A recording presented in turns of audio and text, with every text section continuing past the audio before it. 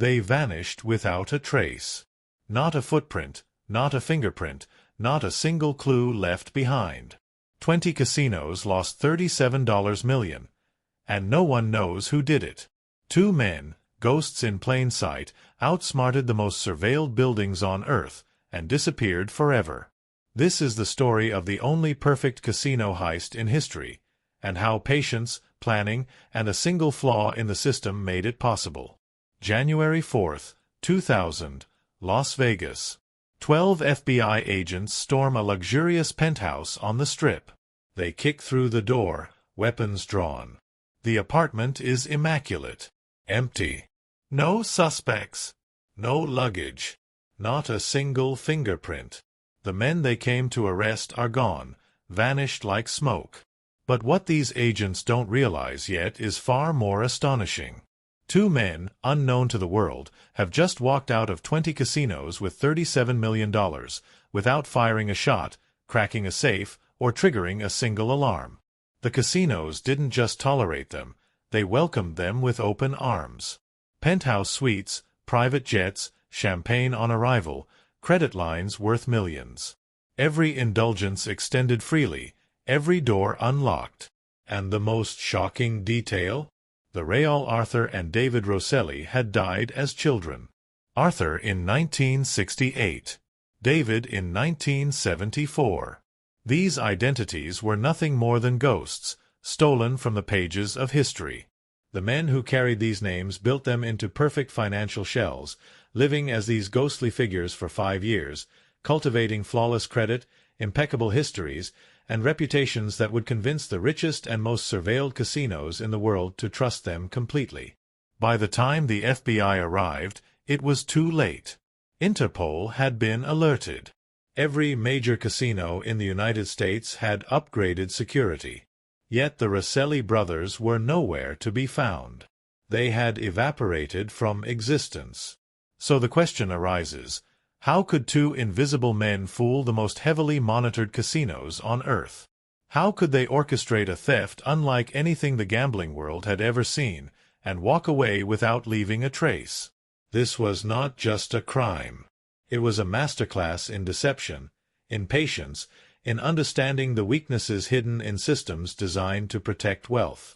To understand the scale of what happened, we have to step back 5 years, to 1995, to a cramped apartment somewhere in New Jersey. Here, under the bare light of a single bulb, the foundations of a $37 million heist were quietly laid. Two unknown men sit at a kitchen table, surrounded by stacks of paperwork, birth certificates, social security cards, credit applications. Each document carries the names of Arthur and David Rosselli. But these names belong to children who had never grown up. The real architects of this scheme, their names lost to history, had discovered a flaw in the American credit system. Dead children leave clean identities. No debts. No criminal record. No relatives to question strange bills or unusual activity. Over the next 5 years, these identities would become the keys to a heist so perfect, so audacious, that it would remain unmatched in the annals of Las Vegas history. And it all began here, at this tiny kitchen table, with two ghosts waiting to take their first real steps into the bright lights, the high stakes, and the neon chaos of the Strip. 1955, somewhere in New Jersey, in a cramped apartment barely large enough to hold a kitchen table, the architects of a remarkable crime begin their work. Under the dim light of a bare bulb, two unknown men sit surrounded by stacks of papers, birth certificates, social security cards, credit applications. Each document bears the names Arthur Rosselli and David Rosselli. But the children whose identities these were had long since passed away. These men weren't inventing fake identities.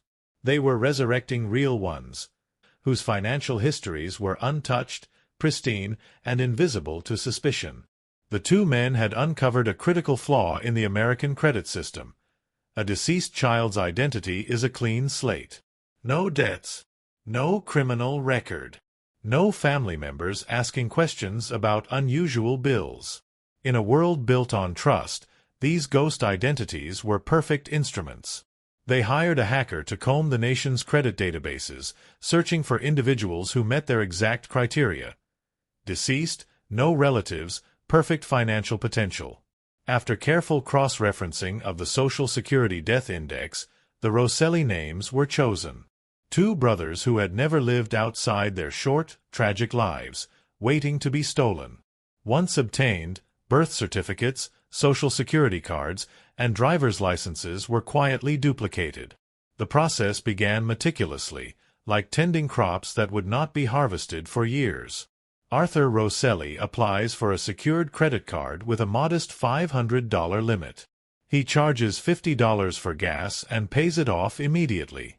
David Rosselli establishes a phone line at a rented apartment, then opens a utility account under the same name. Every bill is paid on time. Every record is flawless. Month after month, the two men cultivate their ghost identities. While most fraudsters chase immediate profit, these men understood a deeper truth. The most audacious scores require patience. 5 years of careful attention, of paying real bills with real money, were invested in crafting identities that would eventually allow them to drain millions from the casino industry. No one around them would ever suspect that these ordinary-looking names, carried out in ordinary documents, would become the foundation for the most perfect casino heist in history. Each application, each payment, each tiny gesture of financial responsibility was a brick laid in a fortress.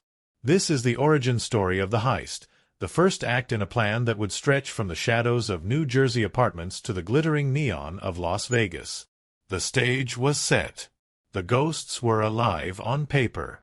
And the world, blissfully unaware, was about to be fooled in ways it had never imagined. 6 months pass. The ghost identities of Arthur and David Rosselli begin to bear fruit. Pre-approved credit card offers arrive in stacks. Personal loan solicitations flood the mailbox. Banks see two responsible adults with spotless financial histories and flawless behavior. They see reliability. They see trustworthiness. They do not see that every payment, every account, is a carefully orchestrated brick in a fortress designed to collapse an industry. By 1997, both Rosselli identities carry credit scores hovering near 800, the pinnacle of financial excellence. Small loans are taken and repaid early, reinforcing their impeccable reputation. Every action strengthens the illusion of wealth, responsibility, and credibility. Every credit bureau report, every on-time payment, is another lock picked in slow motion, invisible to those around them. The brothers understood a principle most con artists ignore. The biggest scores are never immediate. Patience is the true weapon. While ordinary scammers chase fast gains, these men invested 5 years of disciplined effort, crafting identities that would allow them to manipulate millions. Their ultimate target, the Las Vegas casino ecosystem, a world where credit is everything. In this environment, if a casino believes a guest is a wealthy, reckless gambler who always repays, they are willing to hand over hundreds of thousands of dollars in chips without hesitation. Month after month, year after year, Arthur and David nurtured their ghost personas with monk-like precision. Utility bills, credit card payments, minor loans, all executed flawlessly. In each record, in each transaction, the foundations of a $37 million heist were being built. Every legitimate payment, every carefully monitored account, was a psychological signal to the financial world. These were adults to be trusted. And yet, behind that trust, a storm was quietly forming. By the late 1990s, the brothers had become invisible architects of a system they could exploit. No bank, no casino, no regulator suspected that these clean, virtuous identities were preparing to drain millions from one of the most heavily surveilled industries in the world. The long game had succeeded. The Rosselli identities were now unquestionably credible. Any misstep, any late payment, could unravel the illusion, but none occurred. The perfect preparation was complete. And with that, the stage was set to enter the neon-lit chaos of Las Vegas. The Strip would soon be the theater for a crime that was as audacious as it was invisible. The players were ready. The system was blind. and the ghosts were about to take their first steps into a world that believed they were real. By 1999, the Rosselli brothers were ready to step out of the shadows of their meticulous preparation and into the neon blaze of Las Vegas. The Strip was alive, lights cutting through the Mojave darkness, casinos humming with the pulse of ambition and risk. Arthur Rosselli entered a flagship casino, dressed in a $3,000 Italian suit, moving with the confidence of someone born into wealth. His smile was easy, casual, yet carefully calculated. To the untrained eye, he was just another high roller, a whale who gambled recklessly and spent freely. To the casinos, whales were gold. They wagered hundreds of thousands per visit, rarely questioning the source of funds, and were courted with every luxury the Strip could offer. Arthur began by approaching the casino credit office. A standard verification, 850 credit score, 0 debts, verifiable bank accounts. Within minutes, he was approved for $100,000 in chips. With a polite nod and firm handshake, he walked to the high-limit roulette table and placed $10,000 on red. The wheel spun. Black. A loss, but Arthur's expression never faltered. Over the next hour, he proceeded to lose tens of thousands more, playing with cheerful resignation, a man who clearly had more where that came from. By morning, the casino had already increased his line to $250,000, convinced that this was a reliable, high-value client worth nurturing. Across town, David Rosselli performed an identical performance at a different property. Over the course of a week, he deposited hundreds of thousands at poker tables, playing the part of the clueless, overconfident gambler. Cocktail waitresses overheard his jovial responses to massive losses. "Easy come, easy go," he'd say, waving off $50,000 as if it were spare change. Casinos competed to serve him. Private jets stood ready, luxury suites prepared, ringside seats reserved. Every employee, from hosts to dealers, was trained to coddle and protect the whale, never suspecting the carefully engineered ruse before them. Yet behind the smiles and comped perks, the brothers were laying the groundwork for a grand, systemic manipulation. They recycled winnings strategically, paying off small markers and creating a closed loop of fake wealth. Arthur loses at Casino A, then wires an equal sum from Casino B to cover the debt. Every transaction reinforced their credibility while hiding the truth. By mid-1999, the Rossellis held VIP status at 20 casinos, stretching from Las Vegas to Atlantic City to Puerto Rico. Each property believed it had secured an exclusive, high-stakes gambler. In reality, both brothers were executing the same trap across the industry, invisibly entwined in the system they would soon exploit. For the average person, losing $100,000 in a single night would be catastrophic.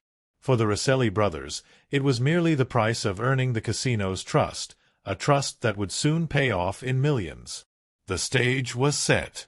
The Strip glittered, the casinos were blind to the danger, and the Rosselli brothers had become ghosts within the very ecosystem they intended to consume. The illusion of reckless wealth had taken hold. The house had never faced a threat like this, and it wouldn't see it coming. By now, the Rosselli brothers had infiltrated the heart of the casino world. But gaining access was only the first step. To execute their plan, they needed to manipulate perception, to shape every interaction so that the casinos would act exactly as they desired, blindly, willingly, and with enthusiasm. Every loss, every bet, every high-limit hand was calculated. Arthur loses $100,000 at one casino, yet the next morning, funds appear from another property to cover the debt. To pit bosses, hosts, and managers, this was the behavior of a reliable, high-stakes gambler, someone who could be trusted with credit lines in the millions. In reality, it was a carefully orchestrated loop, a ballet of money designed to convince the system that the brothers were trustworthy. David mirrors the strategy across town.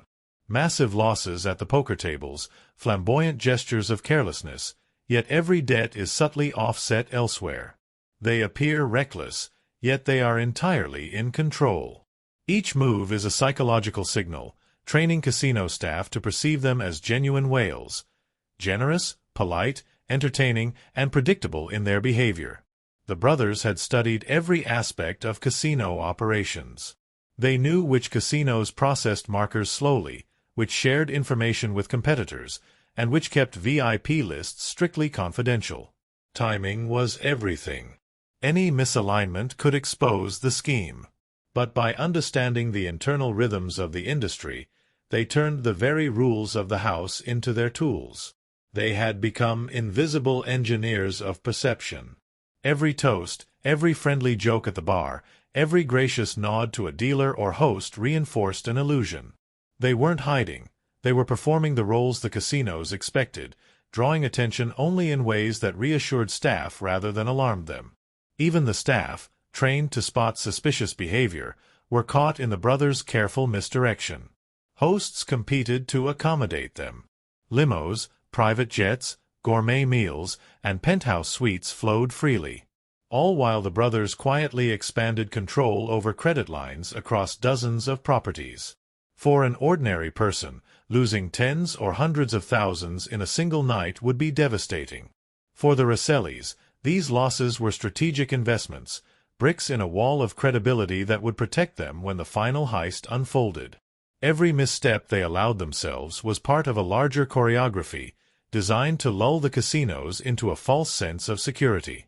By mid-1999, Arthur and David were no longer just players.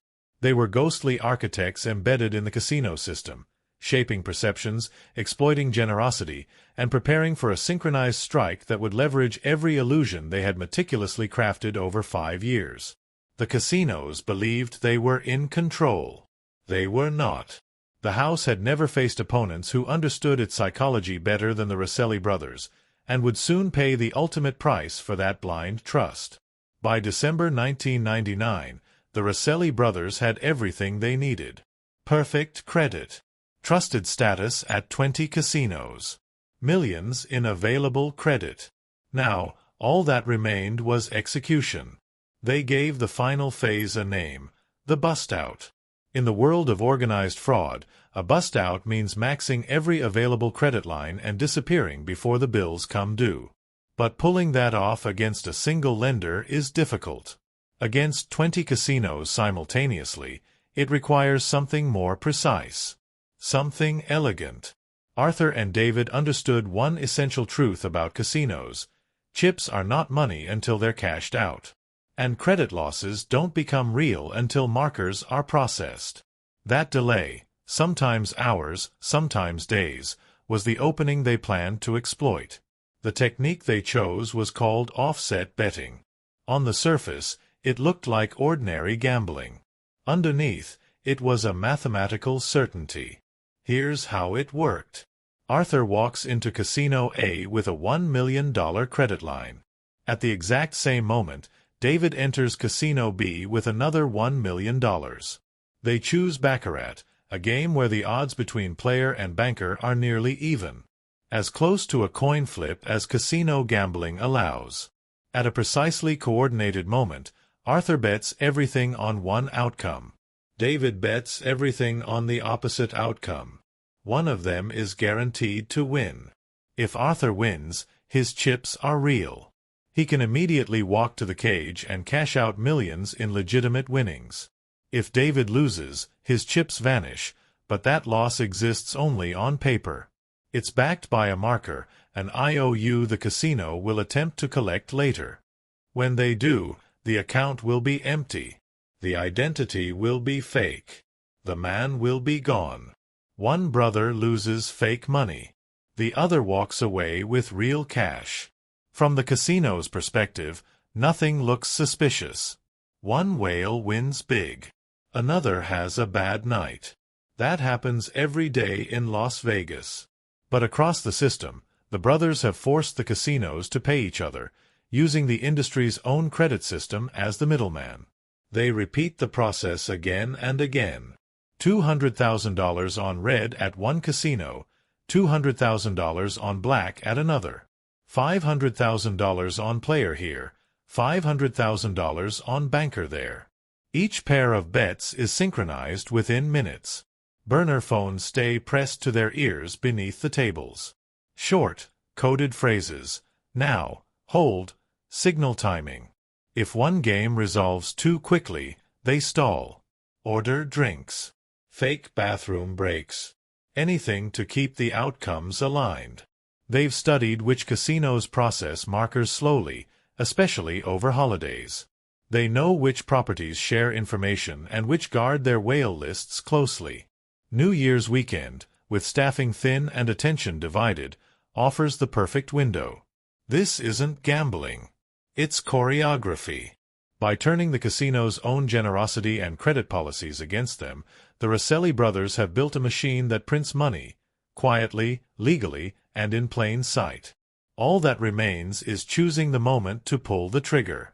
And with the millennium approaching, Las Vegas is about to provide the perfect distraction. New Year's Eve, 1999. Las Vegas is a city ablaze, neon cutting through the desert night, fireworks poised to herald a new millennium, crowds swelling across the Strip. Security guards juggle drunken revelers, and casino management focuses on gala events rather than the poker pits. For the Rosselli brothers, the city itself becomes the perfect cover. They station themselves at opposite ends of the Strip, never seen together, each fully immersed in the illusion of wealth and recklessness. Timing is critical. Every move, every wager, every victory and loss must synchronize perfectly across multiple properties. 10, 9, 8. The countdown begins on Fremont Street. Giant screens flash the final seconds of the 20th century. Cheers erupt, champagne flows, the world holds its collective breath. At Casino Bellissimo, Arthur Rosselli raises a glass with a stranger at the high-limit baccarat table. The smile is casual, generous, perfectly in character. At the same time, across town at Casino Imperial, David Rosselli clutches a mountain of high-denomination chips, pretending the tension of a gambler chasing one last victory. Every gesture, every expression, has been calculated for credibility. 7, 6, 5. Arthur pushes his entire stack of chips onto the table for one final bet. David slides his onto black, the opposite side of the same coin. Each brother is performing their role, maintaining the illusion of high-stakes chaos while executing a flawless strategy that no casino staff can perceive. 4, 3, 2. Across the Strip, champagne corks explode. Fireworks cascade in gold and white. The crowd roars. Management watches, distracted by the spectacle. Not a single pit boss suspects the storm that has quietly built across the city's tables. 1, 0. Happy New Year. At Casino Bellissimo, the dealer reveals the hand. Player 9, Banker 8. Arthur wins. $3 million in chips now legally his, ready to be cashed out. A broad grin spreads across his face, genuine, exhilarated, and perfectly timed. He toasts the dealer, as if celebrating nothing more than luck and timing. Meanwhile, David loses his stack at Casino Imperial. Onlookers see nothing extraordinary. Just another unlucky high roller on a celebratory night. Staff comforts him with comped sweets and drinks, unaware that this loss is part of a larger, invisible transaction. By 12:10 a.m., Arthur poses for photos with casino executives, a ceremonial check in hand, cameras flashing. Publicly, he is just a successful gambler welcoming the new millennium. Privately, he carries millions stolen in plain sight. David, similarly, steps into a limo, appearing to retreat after a night of bad luck. No one suspects he is orchestrating the same disappearing act that will leave 20 casinos blindsided. In a matter of hours, the brothers have turned the industry's own credit system against itself, using careful timing, misdirection, and psychological manipulation. They are ghosts in plain sight, slipping through the gaps left by trust, distraction, and celebration. The new year has begun, but the greatest shock for the casinos is yet to arrive. 20 properties, across 3 jurisdictions, will soon discover the perfect heist executed in broad daylight, and the perpetrators will already be gone. January 2nd, 2000. Morning breaks over Las Vegas, Atlantic City, and Puerto Rico. Casino accounting departments begin processing the aftermath of the holiday weekend. What was festive chaos for the public is now a financial nightmare for the industry. At Casino Imperial, a clerk enters David Rosselli's $1 million marker into the system. Seconds later, an alert flashes: insufficient funds. Initially, it's dismissed as a holiday glitch. Phones are dialed. Voicemails are left. But no one answers. Meanwhile, at Casino Bellissimo, the full scale becomes apparent. Arthur Rosselli has withdrawn millions in chips, but the previous markers remain unpaid. Calls to his penthouse go unanswered. The line rings endlessly. Panic begins to ripple through management circles. As executives communicate discreetly, a grim pattern emerges. 20 casinos, spanning multiple states and even reaching Puerto Rico, have been struck by the same scheme. The names, Arthur and David Rosselli, are identical. The pattern is coordinated. The scale is unprecedented. The FBI is alerted. Nevada gaming regulators mobilize. Even the Secret Service gets involved. Agents converge on Las Vegas, assembling in field offices and mapping the spree across walls of intelligence boards. The mission is clear: identify the suspects and bring them to justice. But identification proves impossible.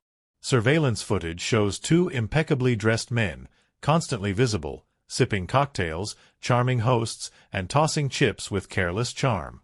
They did not hide. Why would they? Every security checkpoint was passed flawlessly, every interaction perfectly credible. Facial recognition returns 0 matches. Criminal databases yield nothing. The Rosselli brothers do not exist, not in any official record, not in any system, not even in the Social Security Death Index of living individuals. Further investigation reveals a chilling truth. The Social Security numbers are valid, but decades old. Arthur Rosselli died in 1974 at age 4. David Rosselli died in 1968, not yet a year old. The men who had walked into casinos for 5 years were fictions crafted from the identities of dead children. Agents storm the luxury penthouse on the Strip. The crime scene is sterile. Every detail anticipated, every trace erased. Even the champagne corks from the celebration have been removed. No fingerprints, no clues, no leads. Interviews with casino staff provide only bewildered recollections. "They were such nice guys," a host murmurs, genuinely hurt by the betrayal. Dealers, waitresses, limo drivers, all remember generosity, charm, and impeccable manners. Not criminals. The scale and audacity of the plan leaves investigators stunned. No organized crime ties. No insider collusion. Just two ghosts who had manipulated a system built on trust and human psychology, leaving nothing behind but astonishment and unpaid debts. Days stretch into weeks. The industry struggles to comprehend the perfect heist. Whispers begin circulating. The men are being called the ghosts of Vegas. A legend begins to form around identities that vanished as mysteriously as they were executed. The Rosselli brothers had vanished. Las Vegas, Atlantic City, and Puerto Rico were left reeling. 20 casinos were simultaneously facing multi-million-dollar unpaid markers, and the industry scrambled to comprehend the unprecedented scale of the crime. The FBI and state regulators launched a nationwide manhunt. Agents pored over surveillance footage. Two impeccably dressed men, always visible, always charming, moving freely through high-limit rooms. They didn't hide. Every gesture, every interaction, had been perfectly calculated to appear trustworthy. Facial recognition checks returned nothing. Criminal databases held no matches. Every trail went cold. It was as if Arthur and David Rosselli had materialized in 1995, lived for 5 years, and evaporated at the stroke of midnight. Investigators dug deeper. Identity records were scrutinized. Social Security numbers were valid, but decades old. Records revealed an extraordinary fact. Arthur Rosselli died in 1974 at age 4. David Rosselli died in 1968, not yet 1 year old. The men who had charmed casino hosts, raised credit lines, and walked out with millions were built entirely from the paperwork of deceased children. 5 years of meticulous financial discipline, hundreds of transactions, countless payments, all meticulously orchestrated to create perfect, invisible fictions. Bank accounts tied to the identities had been emptied immediately after the New Year's weekend heist. P.O. boxes were abandoned. Every physical and digital trace of the Rossellis had been erased. Agents stormed penthouses, examined security footage, and questioned staff. But all leads were dead ends. Casino employees who had served them were left only with memories. Polite, generous, charismatic men, never criminals. Hosts recalled their charm, dealers remembered the easy confidence at the tables, and waitstaff remembered laughs over drinks. No one had any reason to suspect the true nature of the men they had been entertaining. Theories arose. Organized crime involvement? Insider collusion? Every lead was investigated and discarded. There was simply no evidence. The plan had been executed with such precision and foresight that the most sophisticated investigative tools could not trace it. Weeks turned into months. The story spread quietly among casino circles. Whispers called them the ghosts of Vegas, a myth-blending cautionary tale with admiration. People marveled at how two men could manipulate a system that prided itself on surveillance, control, and risk management. By late 2000, the investigation had stalled. The Rossellis had become legends, their real names and whereabouts completely unknown. $37 million had disappeared into invisible pockets, leaving no fingerprints, no criminal history, and no way to recover the stolen funds. What remained was a chilling question. How secure is any system that can be so thoroughly exploited by patience, precision, and understanding human behavior? The ghosts of Vegas had vanished, but the impact of their perfect heist would echo through the casino industry for years to come. January 2nd and 3rd, 2000. Across Las Vegas, Atlantic City, and Puerto Rico, accounting departments were processing the fallout from the Rosselli brothers' meticulously executed scheme. The scale of the deception began to crystallize. At first, individual casinos tried to contain the embarrassment. Calls went unanswered. Debts were quietly pursued. Executives hoped it was an isolated incident, one rogue high roller taking advantage of the system. But patterns emerged rapidly. Multiple properties reported the same phenomenon: enormous unpaid markers, precisely coordinated losses, and the same two names. The realization hit like a bomb. 20 casinos, 3 jurisdictions, simultaneous defaults, all tied to the same pair of identities. This wasn't a simple case of bad luck or mismanagement. It was an orchestrated strike on an industry that prided itself on control, surveillance, and risk assessment. Security and finance teams scrambled. Internal audits, cross-checks, and back-channel inquiries confirmed the unthinkable. The Rosselli identities were ghosts built from the records of deceased children, perfect fictions engineered over 5 years. Every financial transaction, every payment, had been part of a calculated build-up designed to maximize trust before the ultimate collapse. Casino executives were left reeling. Penthouse suites, private jets, luxury dinners, and extended credit, all had been offered freely to men who existed only on paper. Every incentive, every gesture of hospitality had been exploited. The industry's own mechanisms of trust had become its undoing. The FBI, Secret Service, and gaming regulators combed through every detail.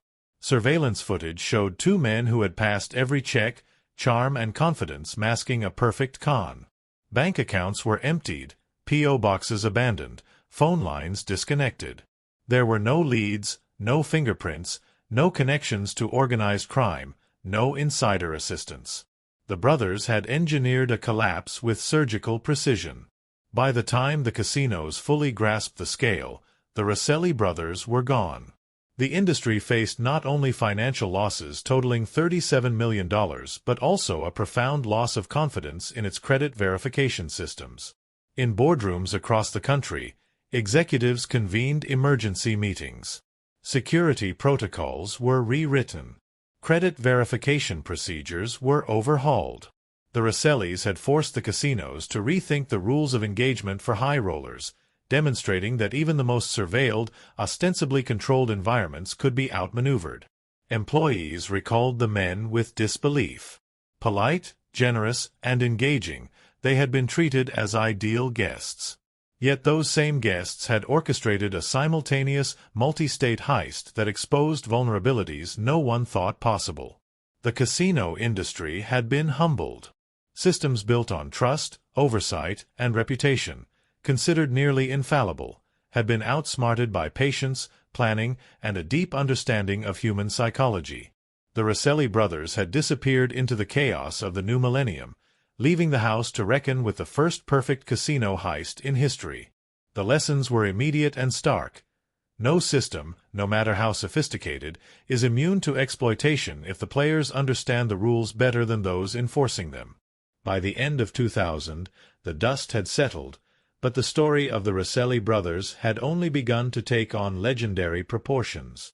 20 casinos, millions lost, and a nationwide investigation. Yet the culprits remained ghosts. Their real names, backgrounds, and whereabouts were unknown. The FBI, Secret Service, and gaming regulators had exhausted every lead. P.O. boxes were abandoned. Bank accounts emptied. Social security numbers traced back to deceased children. Every physical trace, every digital footprint, had been erased with precision. The Rossellis had become mythical figures, celebrated in whispers as the ultimate audacious tricksters of the gambling world.